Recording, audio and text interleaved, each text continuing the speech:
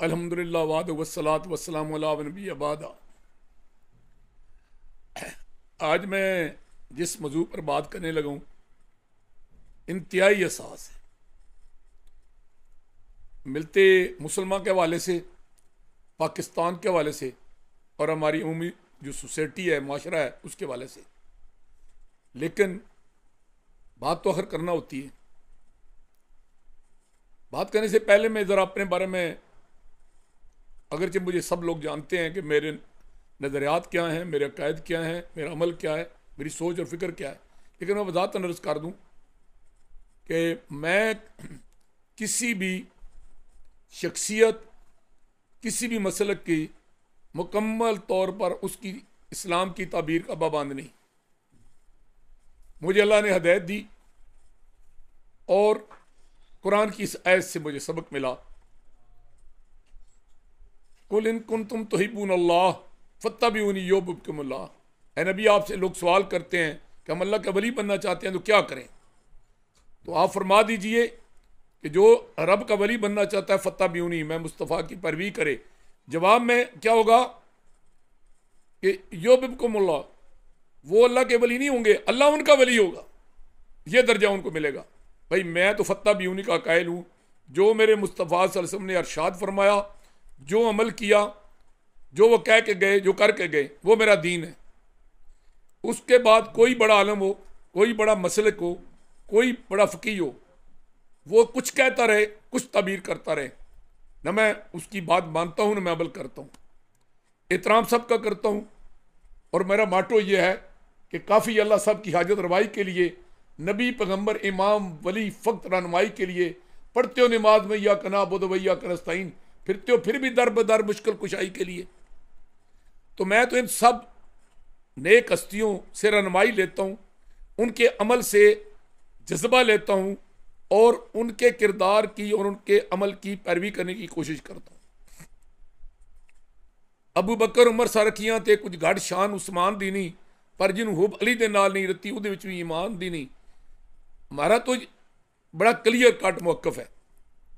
सब जो कलमा पढ़ते हैं वो अपने आप को शिया कहें, सुन्नी कहें, वहाबी कहें, अहले हदीस कहें, शाफी कहें, मालकी कहें, अमली कहें, हम उन्हें उम्मते मुसलमान का हिस्सा समझते हैं, उन्हें मुसलमान समझते हैं।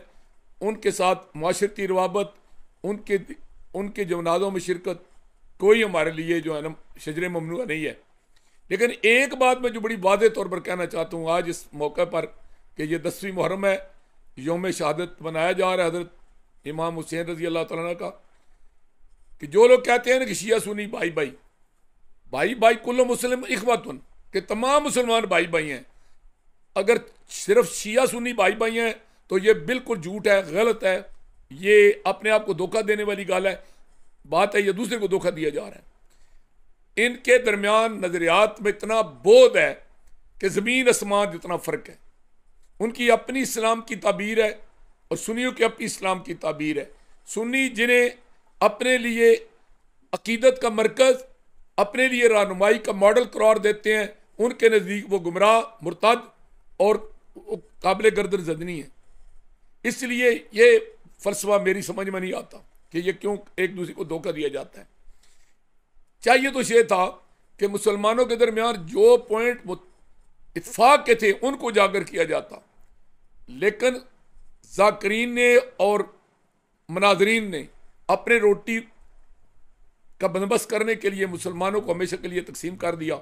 और हर मसलक के उलमाए कराम, उनके कैदीन, या तो वो चाहते हैं कि यार जो झूठ झवाड़ मारने से हमारा मसलक में बढ़ रहा है, इसमें लोग आ रहे हैं तो चलो आने दो, बाद में देखी जाएगी। तो या वो अपने ग्रुप के अंदर, अपने मसलक के अंदर इतने कमज़ोर लोग हैं कि उन पर भी अब ये प्रेशर है कि वो भी सच्ची बात नहीं कह सकते। लेकिन घर चाहे पुत हैं जमात की आस्तीनों में, मुझे हुक्म अज़ान ला इलाहा इल्लल्लाह। बात यह है कि मैं तो कहता हूँ कि 4 चीज़ें मुसलमानों के दरमियान इत्तेहाद की बुनियाद हैं। अगर कोई शख्स इन 30 पारों को अपना कुरान मानता है तो फिर हर कुरान पढ़ने वाला, हर कुरान मानने वाला उसका भाई है। अगर कोई शख्स मोहम्मद रसूल सल्लल्लाहु अलैहि वसल्लम को आखिरी पैगंबर मानता है तो हर वो शख्स जो उसका वो अपने अपने नबी को आखिरी नबी मान के उसका उम्मती है, वो उसका भाई है। हर वो शख्स जो इस्लाम को अपना दीन कहता है, तो जो अपने आप को इस्लाम का दीन, अपने आप को इस्लाम का दीन जो कहना आप दीन मानता है, उसको मानना पड़ेगा कि वो उसका भाई है। और हर वो शख्स जो अल्लाह को वादुल शरीक मानता है, वो दूसरे वादुल शरीक मानने वाले को अपना भाई मानना पड़ेगा। नहीं मानता तो इसका मतलब यह है कि फिर या उसको मुसलमान नहीं समझता या अपने आप को मुसलमान नहीं समझता। और एक और मुसलमानों के दरमियान इत्तेहाद का मंबा मरकज थी शख्सियत, बहुत बड़ा मकाम है हज़रत अबू बकर सिद्दीक़ रज़ियल्लाहु तआला का, कि अल्लाह के नबी ने फरमाया कि सब लोगों का मैंने हक अदा कर दिया, लेकिन अबू बकर का हक मैं अदा नहीं कर सकता। उमर के बारे में फरमाया कि उमर जिस रास्ते से आता है शैतान वो रास्ता छोड़ देता है। मेरे बाद नबूवत ख़त्म हो गई, अगर नबूवत जारी रहती उमर नबी होते। और जब दुआ मांगी तो ये कहा कि अल्लाह, ये दो उम्र में से अबू जेल भी उमर, उसका नाम भी तो उमर था, अमर बिन हशाम, और ये उमर बिन खत्ताब थे। इन दो में से किसी एक को ईमान की दौलत दे कि तेरे इस्लाम को इज्जत मिले, फैसला रब पे छोड़ दिया। और रब ने उमर का इंतखाब किया कि उन्होंने ईमान की दौलत उमर बिन खत्ताब को दी। तो इस उमर का बड़ा मुकाम है। उस्मान गनी रजी अल्लाह तआला के बारे में कहा कि मेरी दो बेटियां थी, एक के बाद दीगरें दी, 100 भी होती तो मैं देता तो कम था।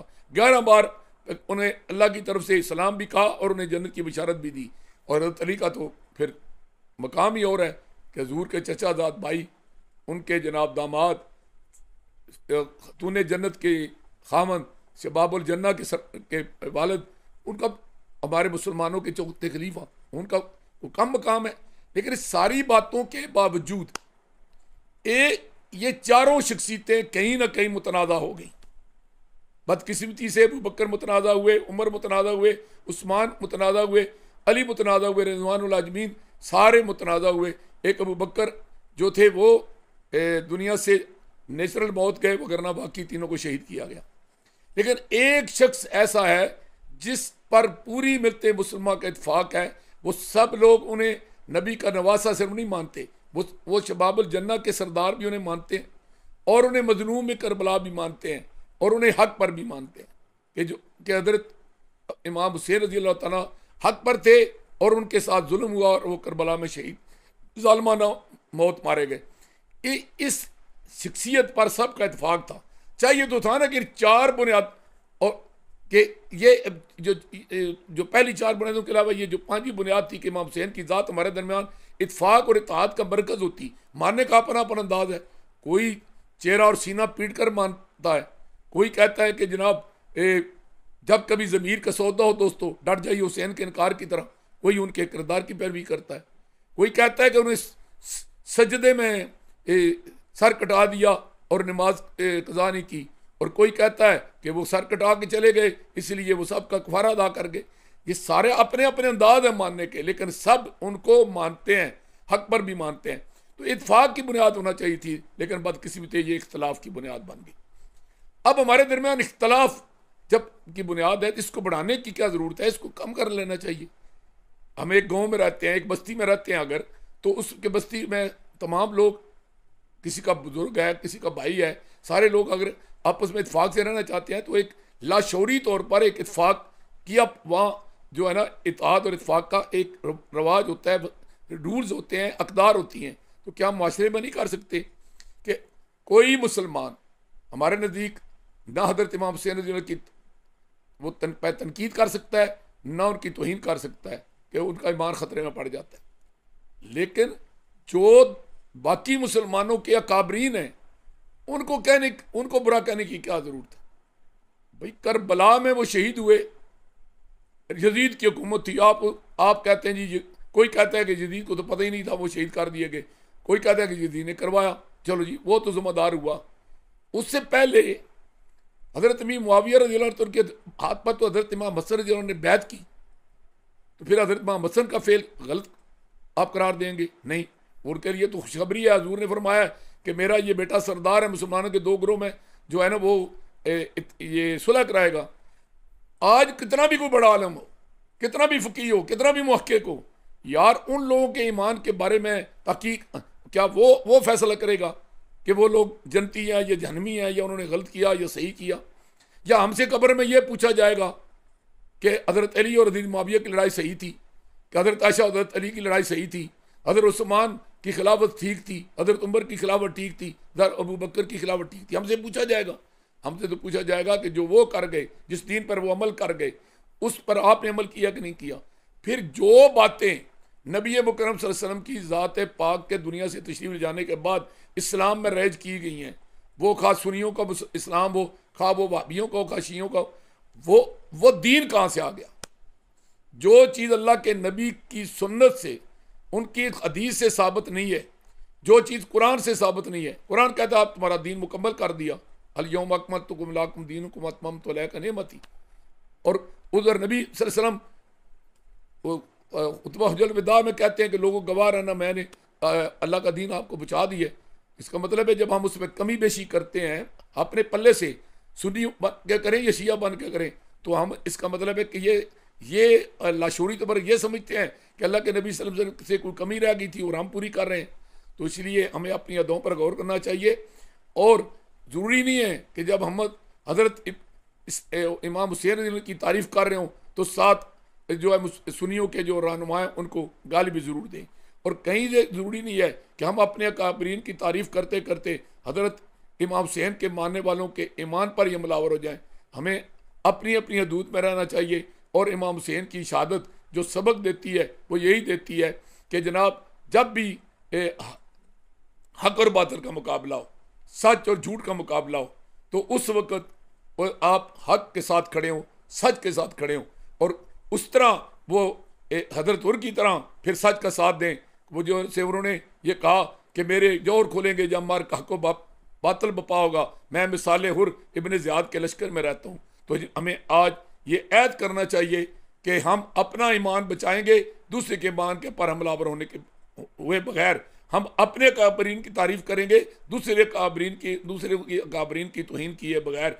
और एक और मैं हुकूमत वक्त से भी दरख्वास्त करूँगा, हर हुकूमत ये करती है कि 10 दिन गोया कि पूरी कौम की ये ड्यूटी है कि वो जनाब सारी कौम इस आरे लग जाए कि जनाब हमने कहाँ जुलूस निकालने हैं, कहाँ हमने जलसे करने हैं, कहाँ हमने जनाब मातम करना है। नहीं भाई, ये उनका अपना तरीका है, इसको वो इबादत कहते हैं, अपना तरीका इबादत है, वो करें।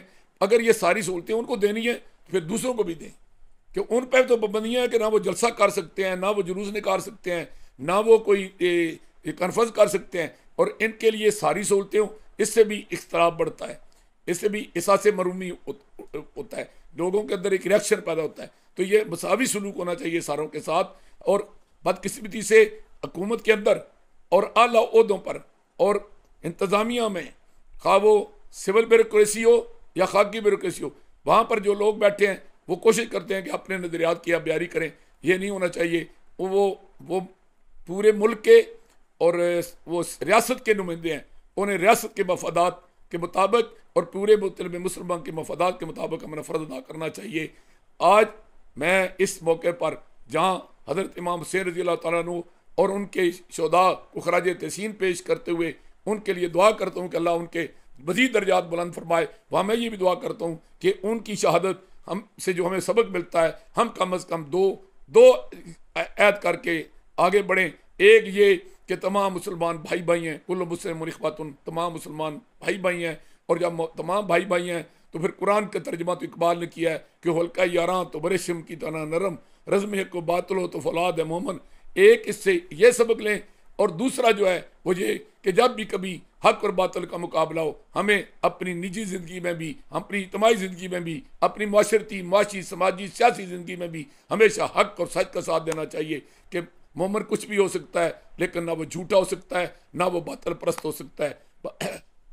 हक ला शरीक है और बातिल दुई पसंद है, म्यान हक को बातिल न कर कबूल। आखिर दावना अल्हम्दुलिल्लाह रब्बिल आलमीन।